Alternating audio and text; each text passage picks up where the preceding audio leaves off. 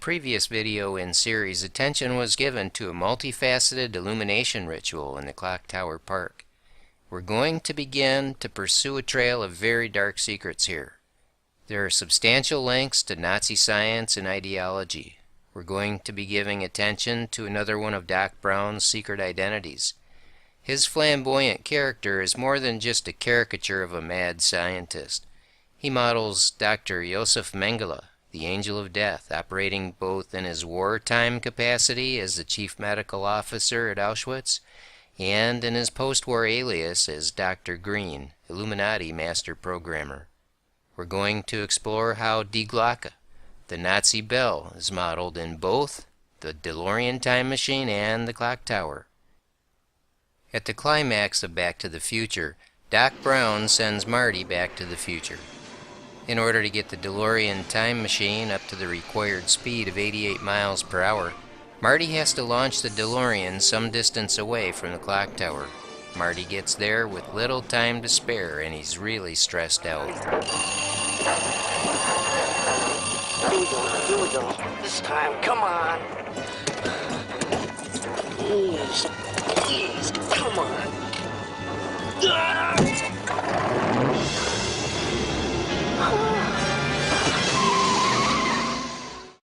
This is an illumination ritual. Marty is stressed to the point of being traumatized by the likely prospect that he might be stranded in the past. In frustration, he bangs his head on the steering wheel, and we see the headlights turn on as the car powers up. Add head trauma to his stressed-out condition, and the result is illumination. It's a trauma-based mind control illumination ritual. It's the pattern of how Doc Brown got the vision of the flux capacitor.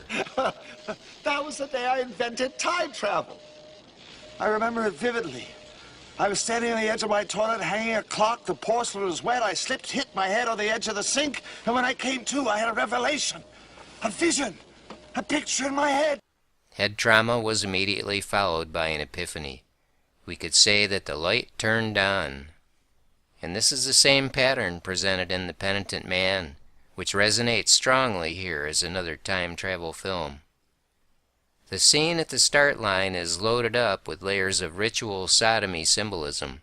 In our coverage of this film trilogy, it may seem at times like it's nothing more than a compendium of crude gags, but all that foul imagery is an essential for this kind of magical ritual working. More attention will probably be given to exposing that layer, but for now, let's focus on the meaningful location of the start line at the Bluebird Motel. The Bluebird Motel. Think Project Bluebird. That was a short-lived but successful program that began in 1949.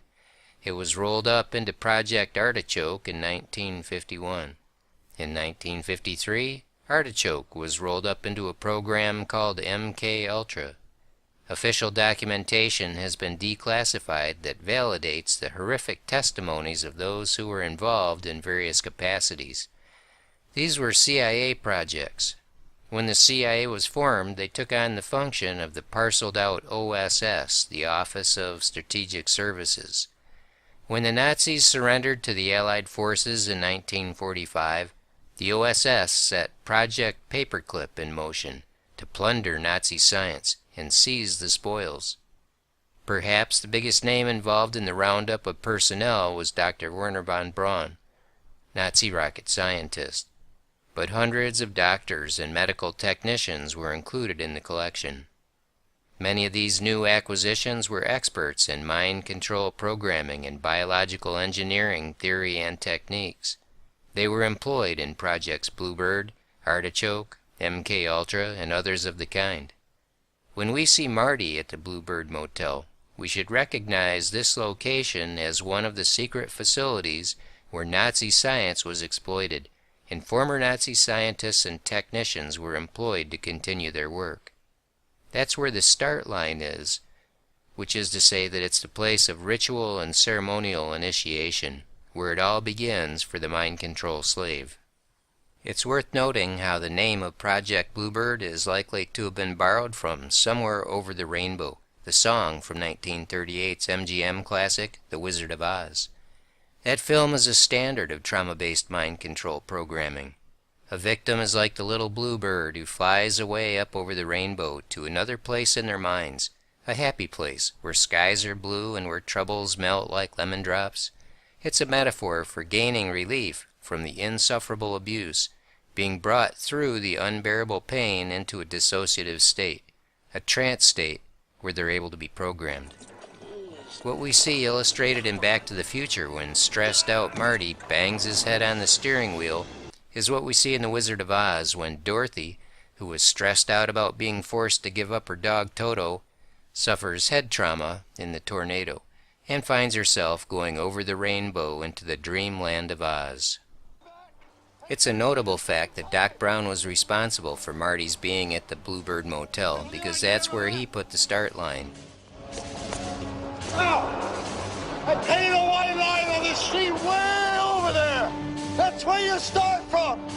I calculated a precise distance, taking into account the acceleration speed and wind resistance retroactive from the moment the lightning strikes, which will be exactly 7 minutes and 22 seconds. When this alarm goes off, you hit the gas. Hey!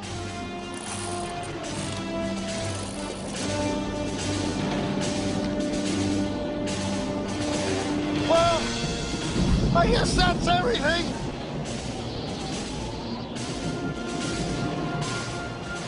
Thanks. Thank you. He's Marty's handler and a master Illuminati programmer. In about 30 years? I hope so. This characterization of Doc Brown is pretty effectively established for us in this scene's counterpart, when Marty was about to travel from 1985 into the past. At Doc's bidding, Marty goes to the Twin Pines Mall. I'm away. He rolls over the word in the pavement, stop. Match that to the start line drawn in 1955, right? There are more parallels here, with one being that both locations represent mind control programming facilities with Nazi science and staffing. We're about to see Doc Brown identified with one infamous Nazi master programmer in particular. Things have certainly changed around here. I remember when this was all farmland as far as the eye could see. Old man Peabody owned all of this. He had this crazy idea about breeding pine trees. So breeding pine trees equates to breeding twins. Who's known for having crazy ideas about breeding twins but Dr. Joseph Mengele? When he was at the death camp in Auschwitz, the Angel of Death, as he was known, favored experiments on twins because he could use one as a control subject. His field of specialization was genetics. There are reports that he spent some time in South America after the war, and that while he was there he was responsible for the birth of unprecedented numbers of blonde-haired and blue-eyed twins. Doc Brown's reminiscing about the farmland hints at the fatherland, to which Mengele could not return, but it also references his legacy in Brazil. According to this article in the Telegraph, the people of Candido Godoy now largely accept that a Nazi war criminal was an inadvertent guest of theirs for several years in the early 1960s. The town's official crest shows two identical profiles, and a road sign welcomes visitors to a farming community in Land of the Twins. Farming and Twins, Twin Pines Mall, on Peabody's farmland. Regardless of whether or not Mengele was actually responsible for the twins in Candido Godoy, it has become his legacy. There are more connections in this clever bit of NLP dialogue to Mengele, and lots of support for the Nazi theme in the context. The colorful language Doc Brown uses to express how vast Old Man Peabody's farmland is hints at Mengele's obsession with the eyes. I remember when this was all farmland as far as the eye could see. Dr. Mengele's experiments with eyes included attempts to change eye color by injecting chemicals into the eyes of living subjects. He killed people who had heterochromatic eyes so that their eyes could be removed and sent to Berlin for study. Vera Kriegel, a survivor of his experiments, testified that she saw hundreds of human eyes pinned to the wall like a collection of butterflies. She said, "Later I told my sister that I had just seen a whole wall of eyes looking at me." High-ranking mind control programmers are known by their color code names, like Dr. White, Dr. D. Ewan Cameron, Dr. Black, Leo Wheeler, Dr. Blue, Heinrich Mueller, and Dr. Green, Joseph Mengele. The naming of Doc Brown follows that convention, and he is Joseph Mengele, alias Dr. Green. A pine tree is an evergreen. Evergreen. Dr. Green. At the Twin Pines Mall, in a setting largely devoid of color, the green of the Twin Pines on the sign really stands out to give the color emphasis. These subtle hints and details matter, like how the green evergreens on the sign suggest the letter M. The green M suggests Dr. Green, Mengele, and perhaps also Montauk, a facility where time travel experiments are reported to have been performed. The letter M is of course the 13th letter, signaling the mastery of time and space-time. That's a fitting symbol for the sign welcoming people to this place where time travel happens. Doc Brown is further identified with Dr. Mengele Green because of his dog. The dog is the subject of his first trial. Joseph Mengele was famous for using German shepherds to traumatize children during programming sessions, and this is dramatized during the trial run. Doc ensures that he and Marty are both directly in the path of the speeding DeLorean. In the driver's seat sits his dog, Einstein, whose namesake was German. Watch this, watch this. You see, Doc Brown Green Mengele traumatizes Marty with the German dog. That's just one in a string of incidents where Marty as a slave is being traumatized here. The location is well chosen for this counterpart to the Project Bluebird Motel. It's the Twin Pines Mall. When a trauma-based mind control slave is being programmed, alters are created in mirror pairs like twins. Dr. Mengele Green, who favored trials with twins, would leverage the natural bond between them for the building of trauma. When people are said to be pining away, Twin Pines, they're suffering painfully with longing, and this would certainly happen with the forced separation of twins. Twin Pines indeed. When Marty drives the DeLorean out of Peabody's barn, he runs over one of the Twin Pines. I pine away! You space bastard! You killed my pine! The name of the mall subsequently becomes Lone Pine Mall.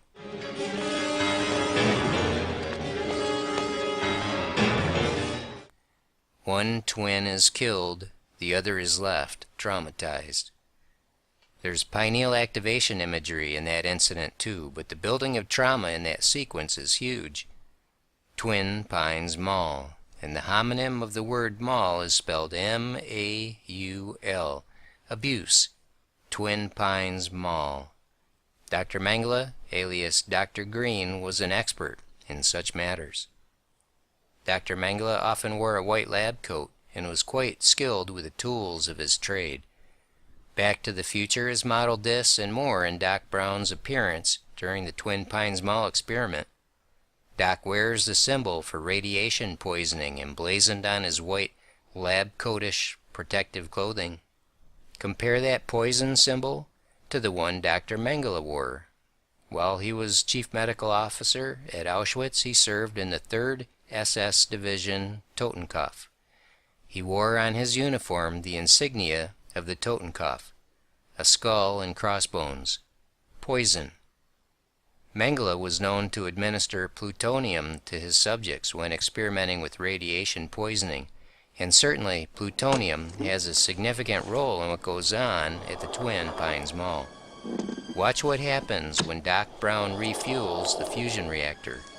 It's Doc Brown as Mengele administering plutonium. Watch Marty's reaction.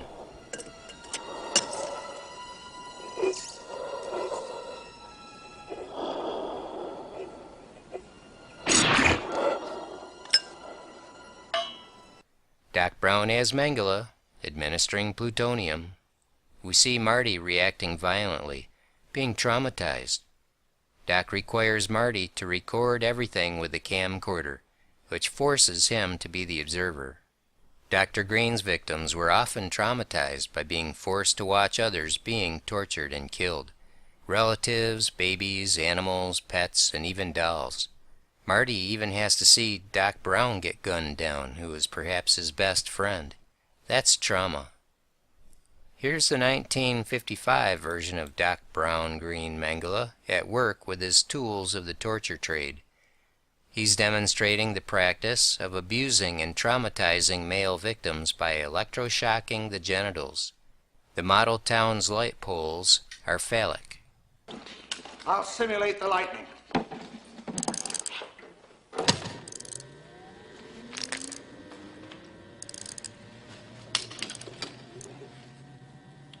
Ready?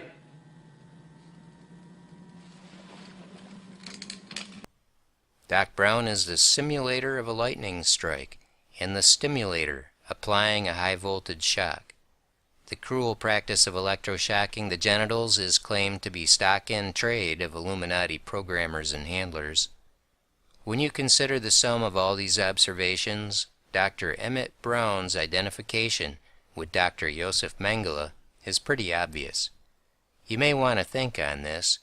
If there was no actual basis to all this business, what reason would there be for the identities and practices to be so expertly embedded in the ways of the occult? These people know things. Here's another clip. My calculations are correct. When this baby hits 88 miles per hour, you're gonna see some serious shit. First, let's acknowledge the alliteration as another signaling of the Nazi SS. The slang term for the Brown emission used by Doc Emmett Brown is somewhat suggestive of how the German word sounds, Schussstaffel. There's a wordplay in that colorful expression where the word Sirius can be taken as the dog star Sirius, the alpha star in the constellation Canis Major. It is, after all, his dog that is the star of the moment, even resembling a shooting star with a fiery trail. There's much more to be said about the dog star and how key it is to the Illuminati programming script, but that will have to wait. About that fiery trail left behind by the DeLorean, it's one of two elements being used to represent the ideology of Nazi science. When the DeLorean reappears 1 minute later, the car is dramatically covered with ice, fire, and ice. This combination symbolizes the influential doctrine of eternal ice. The Austrian engineer Hans Horbiger claimed to have received the foundational insight in a vision in 1894. According to him, the Earth is a meeting point between ice and fire. More than a mere cosmogony, the implications encompassed ancient legends of giants and the soon return of supermen who would walk the earth and enslave lesser men. It is said that these doctrines conformed with the legends of primitive peoples and the mythologies of the ancients, with the visions of Nietzsche and Wagner, and resonate also with the teachings of Gurdjieff and Helena Blavatsky. This doctrine of eternal ice had the weight of Heinrich Himmler and Adolf Hitler behind it, so there was a lot of pressure on those in the Nazi scientific community to agree with Horbiger's principles. In the scene where the 1955 Doc Brown as Mengele is doing the high-voltage experiment with the model, the flaming wind-up car that represents a DeLorean starts a fire in his lab. Right behind the flames, we see a pair of snowshoes. Snowshoes suggest the presence of snow, which is ice, of course, fire and ice. We see the fire burning dangerously near to the DeLorean. The DeLorean time machine is made of stainless steel, as Doc was careful to inform us. Stainless steel, SS. Snow shoes, SS. Schutzstaffel. The trips made by the SS time machine are framed by fire and ice, the elements signaling the ideology of Nazi science. When you know the history, the meaning is hardly ambiguous. Because the subject inside the DeLorean during the experimental trial was the dog Einstein, implications are made regarding the man who was possibly the most influential German physicist of the day. About Horbiger's doctrine of eternal ice, the Third Reich Occult History blog offers the following. It's been said that the real reason both Hitler and Himmler favored the theory was to counterbalance the perceived Jewish influence on the sciences, similar to the Deutsche Physik movement. Horbiger's theory was, for instance, opposed to Albert Einstein's theory of relativity. Dozens of scientific journals, books, and even novels were published on this topic. So, if the sending of Einstein into the future, while framing him in fire and ice, does nothing else, it calls attention to this historical conflict. But there does seem to be more to it. Featuring Einstein as the subject of the doctor's experiment makes an interesting statement. During the experimental trial at Twin Pines Mall, Doc Brown sent his dog into the future. Dr. Albert Einstein was visiting the United States in 1933 when Adolf Hitler and the Nazi Party came to power. Being Jewish and seeing how the Jews were already being treated in Germany, he chose to nationalize as a U.S. citizen. How would the Nazis have felt about that decision and the influence he wielded that wasn't in any way favorable toward them? Offended? Deprived, perhaps? Albert Einstein was able to avoid being mistreated or exploited by the Nazis because of the timing of his visit abroad and his right assessment of the threats. The Nazis were thus denied a prize of significant value. I perceive a symbolic retribution for this in Back to the Future, in making the Einstein character a dog, and further, by making him the subject of an experimental trial performed by Doc Brown Mengele. This observation about retribution probably won't make much sense until you watch the next installment. Then it should make all kinds of sense. I'm going to close out this video by bringing the Nazi science of time travel into the discussion, specifically Die Glocke, the bell. If you're somewhat familiar with what has been advanced about the mysterious Nazi bell by researchers Igor Witkowski and Nick Cook, and what has been popularized by some other authors and media producers, you can make a few rather obvious connections. Die Glocke was a Nazi SS-run anti-gravity and time travel project. The DeLorean time machine is modeled on Die Glocke. The Nazi bell was described as being made out of a hard, heavy metal. The DeLorean was made out of stainless steel, a metal that also provides a linking, SS. A Wikipedia entry on Die Glocke reads, according to an interview of Witkowski by Cook, this device ostensibly contained two counter-rotating cylinders, which would be filled with a mercury-like substance, violet in color. This metallic liquid was code-named Serum 525 and was stored in a tall, thin thermos flask a meter high, encased in lead. Doc Brown made a point of informing us that the container for the liquid metal plutonium that powers the flux capacitor's drive reactor is lead-lined. Safe now. Everything's lead-lined. And now we know why. Because the flask containing Serum 525 was encased in lead. The conjecture of author Henry Stevens that the kind of mercury used for Die Glocke's drive had to be red mercury provides another point of connection. When Marty is trying to start the car at the Bluebird Motel, he's wearing Nike shoes with red wings. He's the wing-footed god of dimensional travelers, Mercury. Red wings on his feet signifies red mercury propulsion. Marty pumps the throttle to figuratively flap the wings and make it fly. The popular works about Die Glocke have been published after Back to the Future had already come out, but those who are adepts have sources that are outside the domain of popular media. The clock tower in Hill Valley is also a modeling of Die Glocke. It plays a key role in sending Marty and the DeLorean back to the future. The word Glocke means bell but the word clock derives from that word. Die Glocke, the clock. The clock tower has a bell, and the two are directly connected in the usual way with the clock mechanism ringing the bell. The building is the Department of Social Services, SS. It's the Nazi Bell time machine. As Back to the Future begins, we're given a little tour of Doc Brown's house. We see this picture of a clock tower where a man dressed in vintage apparel is hanging off the minute hand. We might imagine his traveling around the face of the clock as the hand sweeps around the dial. He's a kind of time traveler. When Doc Brown himself is seen in 1955's version hanging off the clock face, a link is established to this picture.